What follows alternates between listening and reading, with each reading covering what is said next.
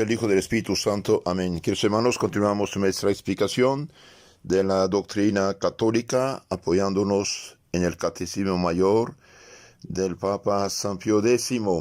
Preguntas 509 a 513. De los deberes del propio Estado, y después hablaremos en las charlas siguientes de los consejos evangélicos. Aquí, después de haber explicado la Santa Madre Iglesia mediante el Papa San Pío X, después de habernos explicado lo que debemos hacer, evitar, cumpliendo los mandamientos de Dios. Después nos explicó, para facilitarnos el cumplimiento del Evangelio, los mandamientos de la Iglesia. Ahora veamos los deberes particulares del propio Estado. Pregunta 509. ¿Qué se entiende por deberes del propio Estado? Por deberes del propio Estado se entienden aquellas obligaciones particulares que tiene cada uno por razón de su estado, condición y oficio. En lo concreto, cada quien debe cumplir con sus deberes, con su oficio, en su trabajo, en su estado, en su condición o en su oficio. Por ejemplo, un guardián de mueble debe bien cuidar que ningún ladrón entre el mueble. Un panadero debe bien hacer su pan de la mejor manera y de la manera más limpia, que nadie se enferme por culpa de su negligencia. Igual un cocinero, una cocinera, un mesero, igual un abogado, un doctor deben cumplir con sus deberes de la mejor manera sin causar ningún daño a ninguno de sus clientes. Entonces, estas obligaciones son importantes porque Dios nos pedirá cuenta de nuestra administración. Pregunta 510. ¿Quién ha impuesto a los varios estados sus particulares deberes? Y bien, Dios mismo es quien ha impuesto a los varios estados sus particulares deberes, porque estos se derivan de los divinos mandamientos. Por ejemplo, los padres, los hijos, los esposos tienen deberes, y esos deberes derivan del cuarto mandamiento. Los padres, por ejemplo, deben procrear a sus hijos, deben educarlos, deben alimentarlos, deben vestirlos, deben instruirlos, deben corregirlos, deben amarlos, deben hacer gente cristiana y honesta, buena gente, y también los hijos deben amar, respetar, honrar, obedecer a sus padres porque les dieron la vida y todo lo que tienen. Entonces, los deberes de Estado derivan, sí, de los mandamientos de Dios.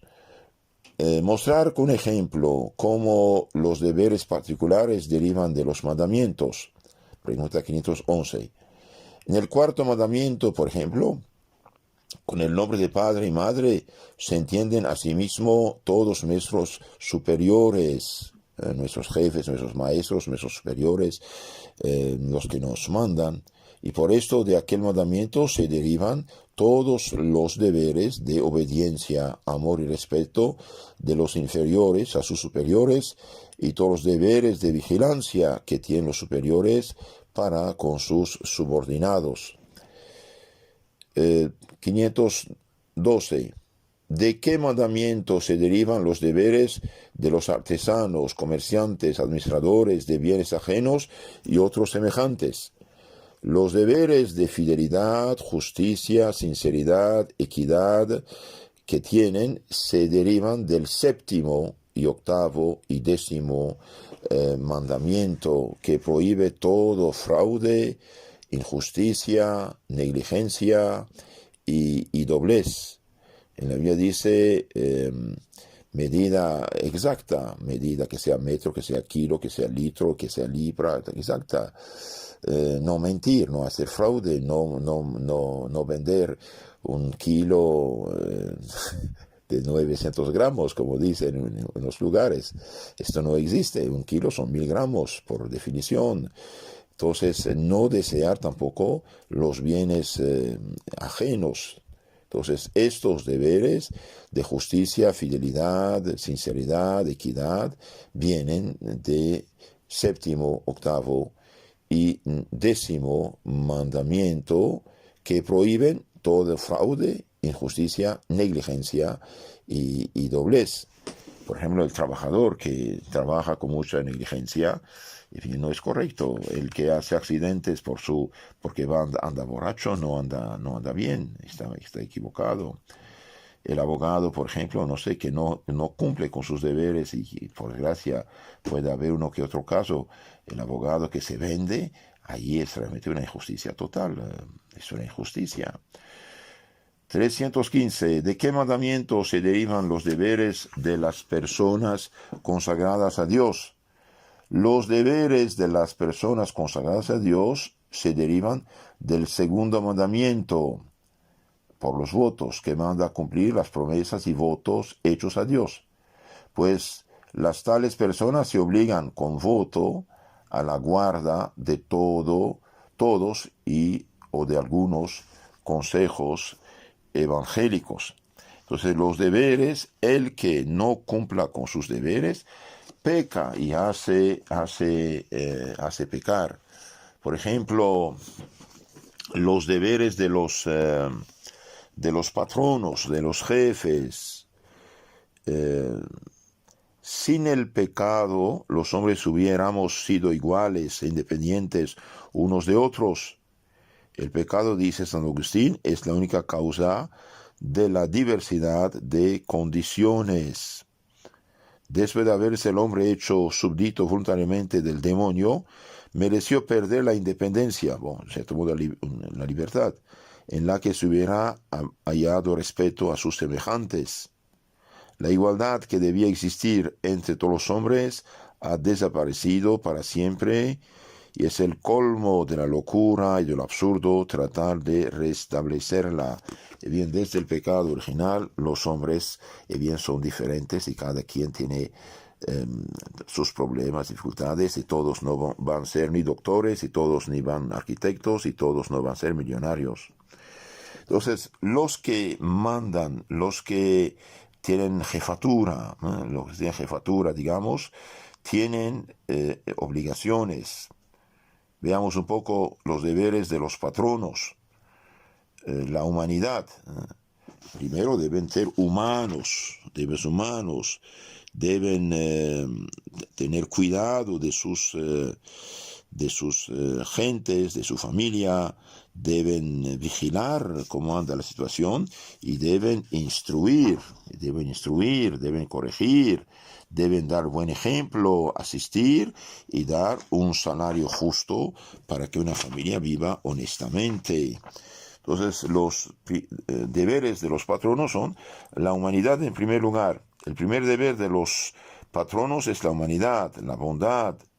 Vosotros, amos, patronos, dice San Pablo, manifestad a vuestros criados la misma humanidad, sin tratarlos con dureza, ni rudeza, ni amenazas, considerando que unos y otros tenéis un mismo Señor allá en los cielos, y que no hay en él acepción de personas. Efesios 6, 9. Todos tenemos por Padre a Dios. En San Mateo 6, 9 y 10. 6, 8 y 9 dije. Todos somos hermanos y miembros de Jesucristo. Todos estamos destinados a la misma herencia celestial, pero solo participarán de ella aquellos que por su fidelidad a la gracia hayan conservado la nobleza de un origen tan santo. Aunque fuesen príncipes y reyes, todos los infractores de la ley han de quedar absolutamente excluidos de la vida eterna. Entonces, toda persona, sea lo que sea su función en este mundo, aunque sea rey, emperador, jefe, tiene que cumplir la ley de Dios. Amos, dice en otra parte aquel gran apóstol Pablo, tratad a los siervos según lo que dictan la justicia y la equidad, sabiendo que vosotros también tienen un amo que está en el cielo. Colosenses 4:1. Si tenéis un criado fiel, dice el eclesiástico, queredle como a vos mismos. Querer a su trabajador como sí mismo. Eclesiástico 33-31. Tratad pues vosotros, dueños de la tierra, con humanidad a vuestros servidores, a vuestros trabajadores. Tal es la consecuencia que deduce el gran apóstol de que los deberes de los criados hacia los amos nacen de los deberes de los hijos para con sus padres. Entonces, como un hijo debe respetar, honrar, amar, obedecer a su padre, así el trabajador a su patrón, pero el patrón debe considerar a su trabajador como a un hijo. Recíprocamente, los deberes de los amos hacia sus criados y trabajadores son análogos a los de los padres para con los hijos, dijimos. Deben tener por ellos ternura, cuidados. Unos y otros responderán a Dios, ya del mal que han hecho, ya del bien que hayan dejado de hacer sobre este punto. Queridos hermanos, nadie puede decirse cristiano o católico y tratar mal a su gente. No es justo esto, no es cristiano.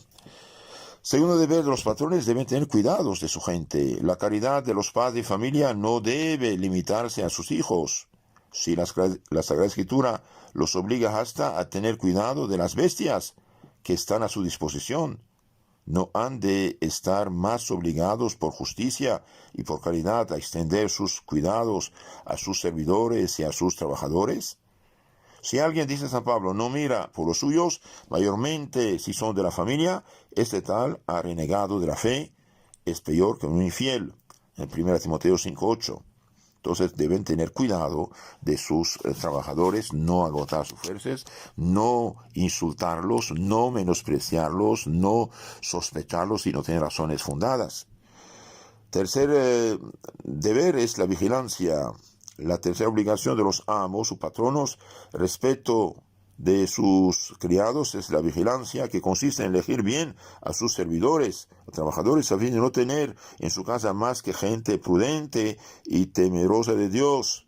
Servidores que no sean ni violentos, ni blasfemos, ni dados a la embriaguez, a la droga, a la borrachera, ni insolentes, ni libertinos, impuros, ni del mal ejemplo. Esto es la mayor consecuencia para los amos, sobre todo para los hijos, que inclinados siempre a imitar todo lo que ven, aprenden de los criados imprudentes e inmorales lo que jamás deberían saber. Añadamos que un criado de malas costumbres basta para desmoralizar a todos sus compañeros. Cuando no se encuentran en un criado las cualidades que han de esperar y que convienen, ni las virtudes propias para edificar, es preciso trabajar para corregirle y vigilar especialmente. Y si no se vuelve mejor, despedirle lo más pronto posible, antes de que haya corrompido a sus compañeros y los mismos hijos de familia. ¿Cuántas veces pobres niños y niñas quedan corrompidos por la persona que trabaja en la casa, por ejemplo, o en la fábrica, no sé? Entonces debe cuidar y elegir bien sus personas. Deben también instruirlos en las cosas de religión. Por ejemplo, si no están bautizados, bautizarlos. Si no están casados por la iglesia, casarlos por la iglesia. Si no hicieron su primera comunión, ayudarlos para que hagan su primera comunión.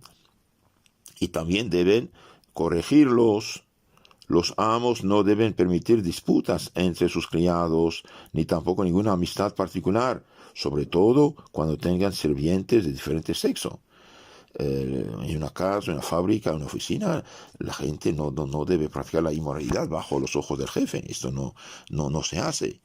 Y no deben permitir, por ejemplo, que unos hombres inmorales acosen a las mujeres, las muchachas. No tienen derecho. Si el patrón sabe esto y no hace nada, peca, falta con su misión. Que Dios los bendiga. En la charla siguiente vamos a hablar de diferentes otros deberes.